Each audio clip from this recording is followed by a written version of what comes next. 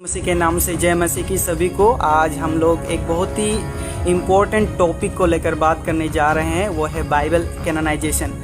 शायद हम लोगों में से बहुत सारे लोगों को पता नहीं होगा कि बाइबल हमें कैसे मिला। आप लोग देख रहे हैं मेरे हाथ में ये बाइबल, यहाँ पर 66 बुक है, पर आप लोग जानते हैं कि नहीं पता नहीं, पर जो हमारे रोमन कैथोलिक चर्च के लोग हैं वो लोग 75 बुक्स यूज़ करते हैं, 75, और हम लोगों का है 66, that is authorised version 66, globally accepted 66 book है यहाँ पर। और जो कैथोलिक चर्च का बाइबल है उसमें 75 बुक्स है। और उसके अलावा हम देखते हैं कि जो बाइबल में जितने भी बुक है उसके अलावा और सारे बुक है, जैसे कि gospel of Thomas, gospel of मेरी, गॉस्पेल ऑफ बार्थोलो, और हम देखते हैं इफिसियों की पुस्तक है, कोरिन्थियों का पुस्तक है, 3-4 ऐसा और सारे किताब थे। और जो हम लोग देखते हैं एक किताब है एपोक्रिफा बोल के जाना जाता है। एपोक्रिफा बोले एटा किताब আছে য'ত নেকি বহুত কিতাপবোৰ আছে আর বহুতে কয় সেই কিতাপটো বাইবেলত হ'ব লাগিছিলে, কিন্তু কেলে why that apocrypha was not added in the Bible, because here only 66 books are there।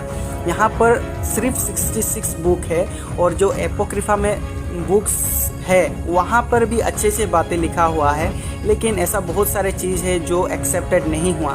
तो सिर्फ क्यों ये 66 बुक आज हम लोग यूज़ कर रहे हैं? यहाँ पर क्यों गॉस्पेल ऑफ मेरी यूज़ नहीं हुआ?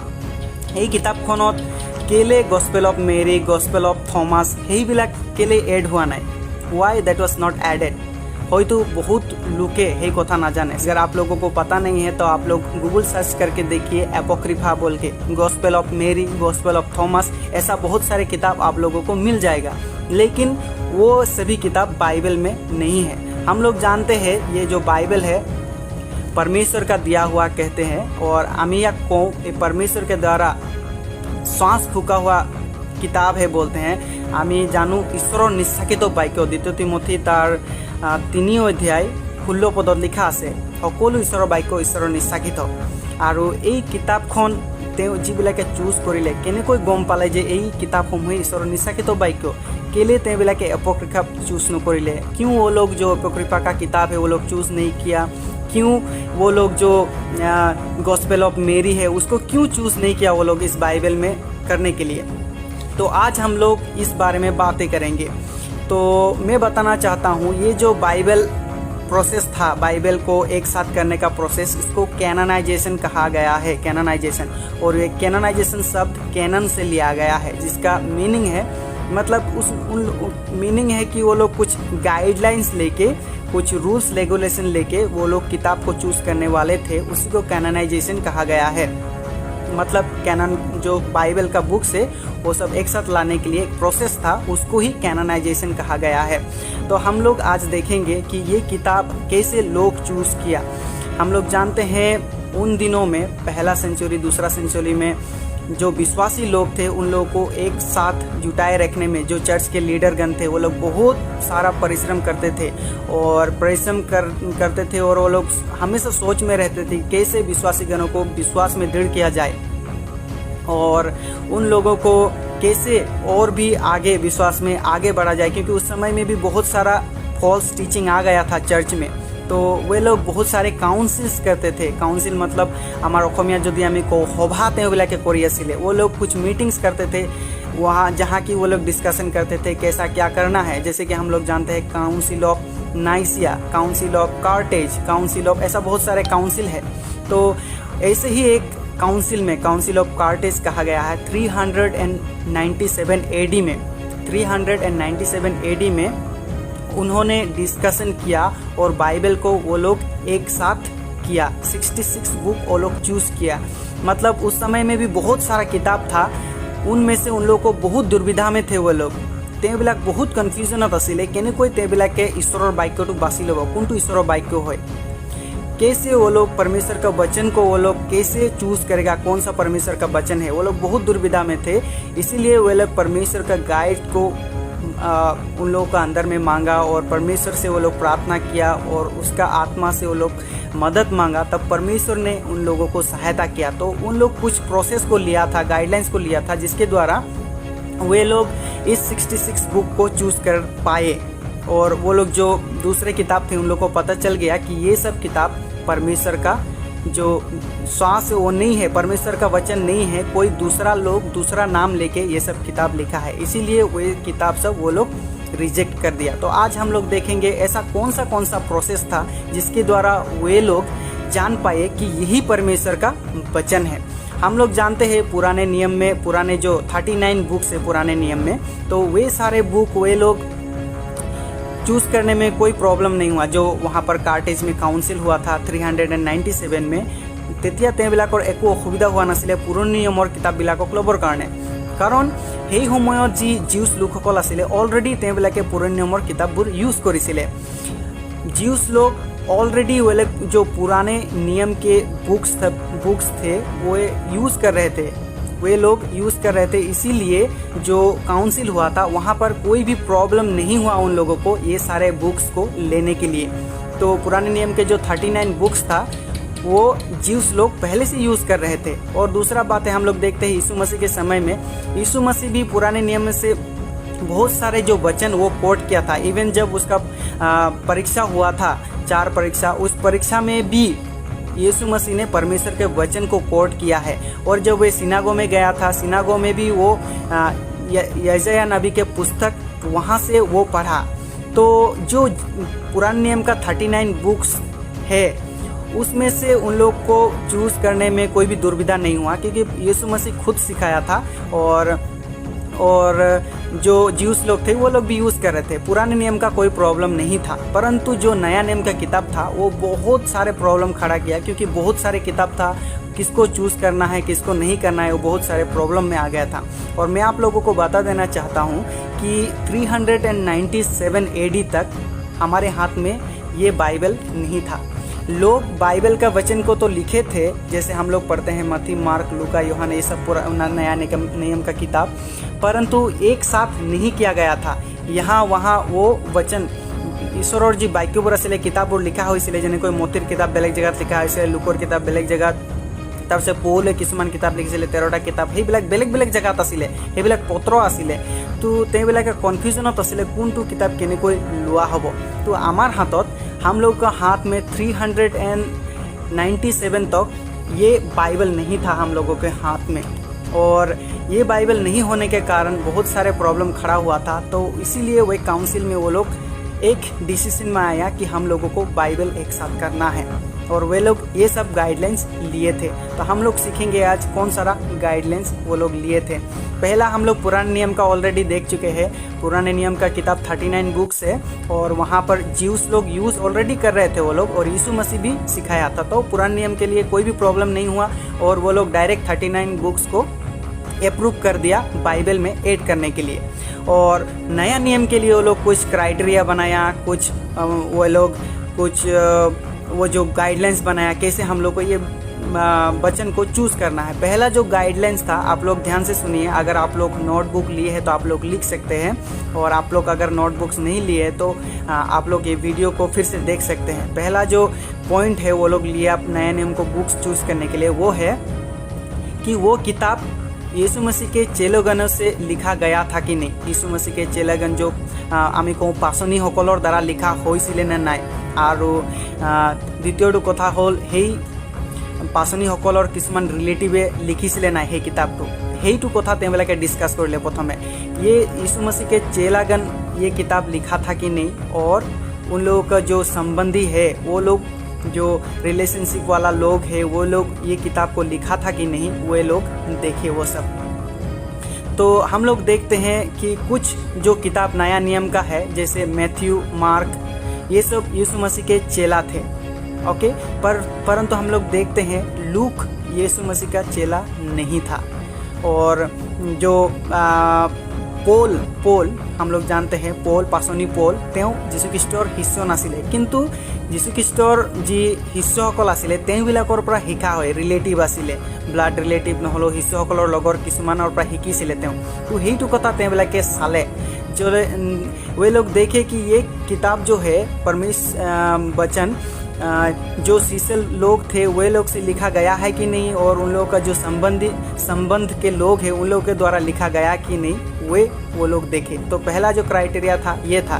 तो देखा ये लोग, मैथ्यू लिखा है, हाँ ये यीशु मसीह का चेला था। लूक लिखा है, हाँ ये यीशु मसीह को जानते थे पर्सनली। पोल लिखा है, पोल का बारे में जानते हैं, पोल भी एक यीशु मसीह को जानने वाला, क्योंकि हम लोग पढ़ते हैं बुक ऑफ एक्स में जब स्टेफन को पत्थर मारा गया था वहाँ पर पोल था। मतलब उस समय में चेलोगणों के साथ पोल घुमा हुआ था और वो सीखा है कि यीशु मसीह का जीवन कैसा था। और वे ये जिसका किताब लिखा 13 किताब पोल, उसका किताब सब एक्सेप्ट किया गया, पत्र जो चर्च में लिखा गया था। तो ये पहला क्राइटेरिया था। दूसरा क्राइटेरिया हम देखेंगे, ये जो किताब लिखा गया था ये परमेश्वर का सत्यता को और ऑर्थोडॉक्स टीचिंग को होल्ड करता है कि नहीं। এই সকলো কিতাপ যি লিখা হৈছিলে সেই কিতাপসমূহ ঈশ্বৰৰ সত্যতাক আৰু অৰ্থডক্স টিচিং আছে নে নাই সেই কথাবিলাক তেওঁবিলাকে চাইছিলে।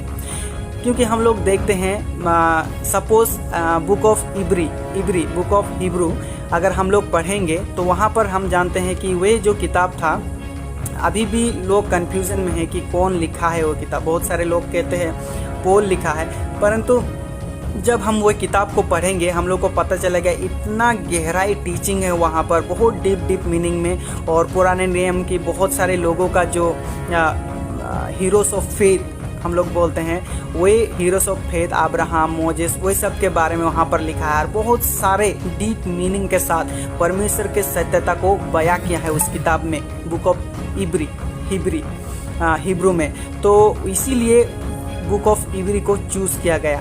तो दूसरा जो क्राइटेरिया था, परमेश्वर का सत्यता को और ऑर्थोडॉक्स टीचिंग होना है बाइबल में, तभी ये बाइबल में ऐड होगा। तो ये दूसरा क्राइटेरिया वो लोग हो गया। तीसरा जो क्राइटेरिया था वो है, ये जो किताब पुराने फर्स्ट सेंचुरी के जो विश्वासी गण थे उन लोगों के द्वारा यूज़ हुआ है कि नहीं, वे लोग ये किताब को यूज़ किया था कि नहीं। जी पुरानी नियমৰ বিশ্বাসীসকল आছিলে प्रथम सेंचुरी তেওঁবিলাকে এই কিতাপটো यूज़ কৰিছিলে নাই। क्योंकि हम लोग देखते हैं 397 तक हम उन लोगों के हाथ में बाइबल नहीं था, और बाइबल नहीं होने के कारण बहुत सारे जो चर्च बन गए थे उस समय पोल के द्वारा और शिष्यगणों के द्वारा।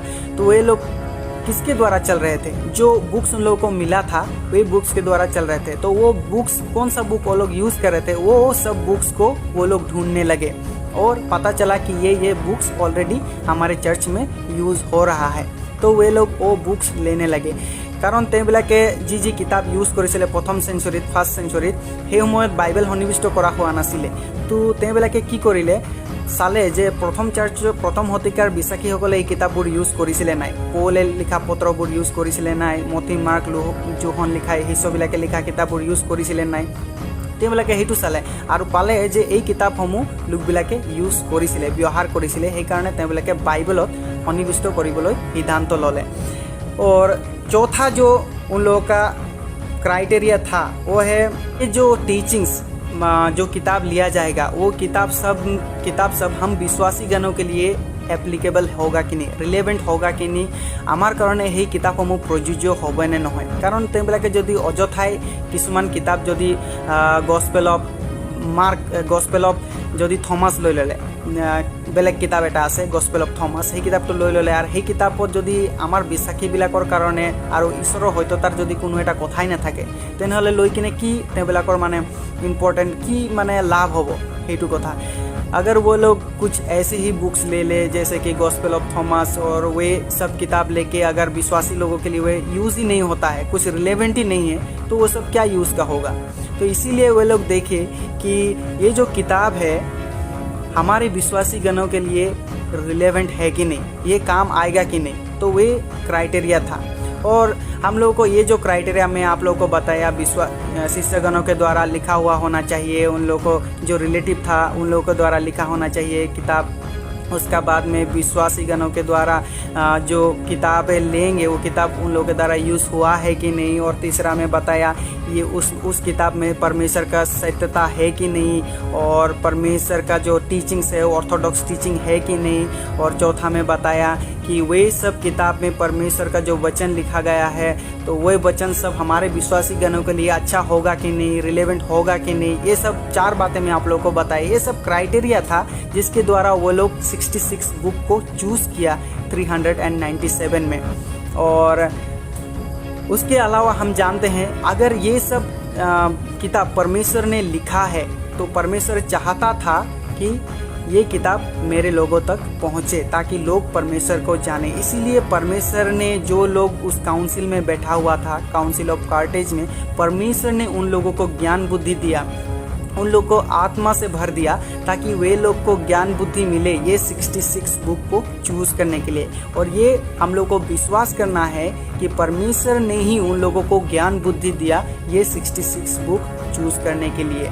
इसीलिए वे लोग चूज़ करने पाए। इतना सारे किताब होने के बावजूद वे लोग ओनली 66 बुक को चूज़ कर पाए क्योंकि परमेश्वर ने उन लोगों को ज्ञान बुद्धि दिया था।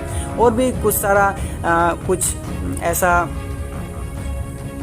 कुछ दूसरा पॉइंट भी है, जैसे कि हम लोग देखते हैं पुराने फर्स्ट सेंचुरी और सेकेंड सेंचुरी में बहुत सारे चर्च फादर्स लोग थे, कुछ लोग शहीद हो गए थे, जैसे कि पॉलीक्रैफ।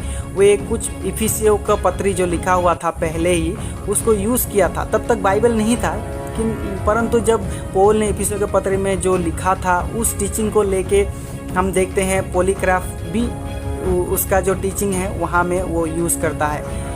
इसका मतलब ये है कि पॉलीक्रैफ भी जो चर्च फादर थे वो यूज़ किया था ये किताब को, इफिसियों के किताब को, इसीलिए इफिसियों किताब को भी वहाँ पर ऐड किया गया।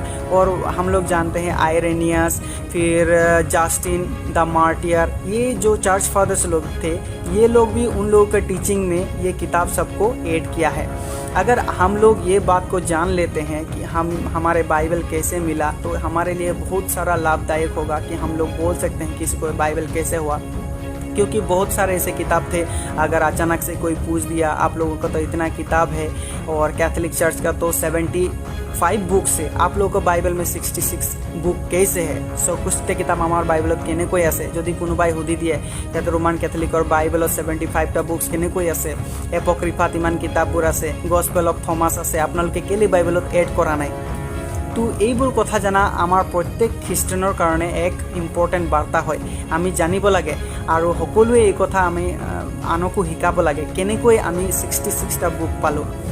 তো কিছুমান পদ্ধতি মই কৈ দিলোঁ, 4টা পদ্ধতি, যে সেই কিতাপসমূহ শিষ্যসকলৰ দ্বাৰা লিখা হ'ব লাগিব, তেওঁবিলাকৰ ওচৰ সম্বন্ধীয়ৰ দ্বাৰা লিখা হ'ব লাগিব, তেতিয়াহে সেই কিতাপটো চুজ কৰা হ'ল। তাৰপিছত ঈশ্বৰৰ সত্যতাক আৰু অৰ্থডক্স টিচিং আছে নে নাই সেইটো তেওঁবিলাকে চালে আৰু এড কৰিলে। তাৰপাছত তৃতীয় কথা মই কৈ দিলোঁ যে বিশ্বাসীসকলৰ দ্বাৰা সেই কিতাপবোৰ ইউজ হৈছিলে নাই প্ৰথম আৰু ছেকেণ্ড চেঞ্চুৰীত, যেতিয়া নেকি বাইবেল সন্নিৱিষ্ট কৰাই হোৱা নাছিলে তেতিয়ালৈকে। তো তেওঁবিলাকে ইউজ কৰিছিলে নাই প্ৰথম আৰু ছেকেণ্ড চেঞ্চুৰীত, থাৰ্ড চেঞ্চুৰীত ইউজ কৰিছিলে নাই কিতাপবোৰ। তাৰপিছত সেই বাইবেল যি বাৰ্তাসমূহ লোৱা হ'ব সেই বাৰ্তাসমূহ মানে বিশ্বাসীসকলৰ বাবে প্ৰযোজ্য হয় নে নহয় সেই কথাবোৰ তেওঁবিলাকে চালে আৰু শেষত তেওঁবিলাকে বাইবেল সন্নিৱিষ্ট কৰিলে। তো প্ৰিয়সকল, মই আপোনালোকক জনাই দিলোঁ আজি কেনেকৈ বাইবেল সন্নিৱিষ্ট কৰা হ'ল। কিছুমানৰ কাৰণে চাগে এইটো বহুত নতুন কথা হয়, বৰিং লাগিব পাৰে, কিন্তু এইবোৰ কথা জানা আমাৰ কাৰণে বহুত ইম্পৰ্টেণ্ট। আমি কেনেকৈ 66 বুক অকল বাইবেলত পাইছোঁ। আপোনালোকে এই বাইবেলটো চাইছে, ইয়াত অকল 66 বুকছ আছে, পুৰণি নিয়মত 39 আৰু নতুন নিয়মত 27। তো এই কিতাপসমূহ কিছুমান ক্ৰাইটেৰিয়াৰ দ্বাৰাহে লোৱা হৈছে। ये जो किताब 66 बुक है कुछ क्राइटेरिया गाइडलाइंस के द्वारा ही लिया गया है और बाइबल में ऐड किया गया है, क्योंकि ऐसा बहुत सारे किताब था जो नहीं लिया गया है। तो हम लोग को ये जानना बहुत ही ज़रूरी है।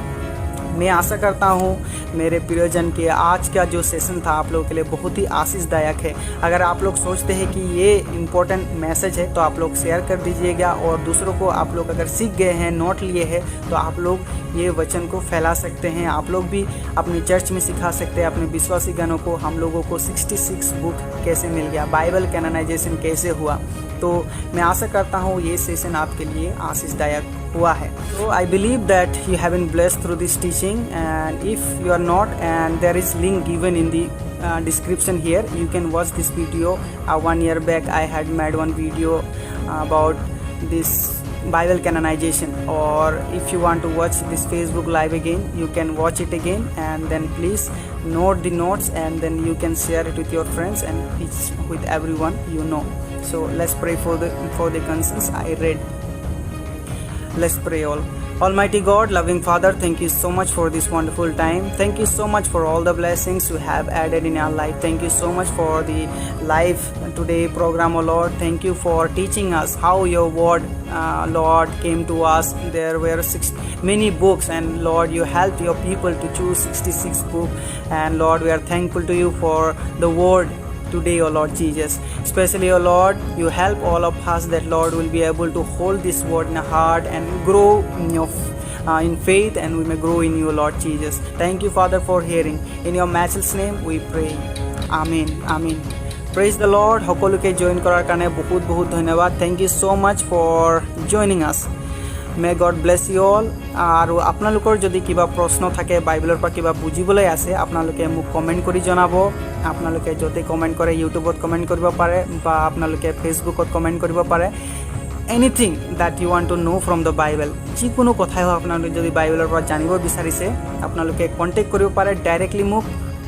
আৰু যদি মই পাৰোঁ সেই কথাবোৰ আপোনালোকক শিকাবলৈ চেষ্টা কৰিম। আৰু আপোনালোকে যদি কিবা অসুবিধা পাই আছে, প্ৰেয়াৰ ৰিকুৱেষ্ট আছে, আপোনালোকে ডাইৰেক্টলি মোক কমেণ্ট কৰি জনাব পাৰে, বা আপোনালোকৰ যদি মোৰ মোবাইল নম্বৰ আছে, প্ৰাৰ্থনা ৰিকুৱেষ্ট দিব পাৰে। Definitely I assure you that I will be praying for you. May God bless you all. Thank you so much for joining.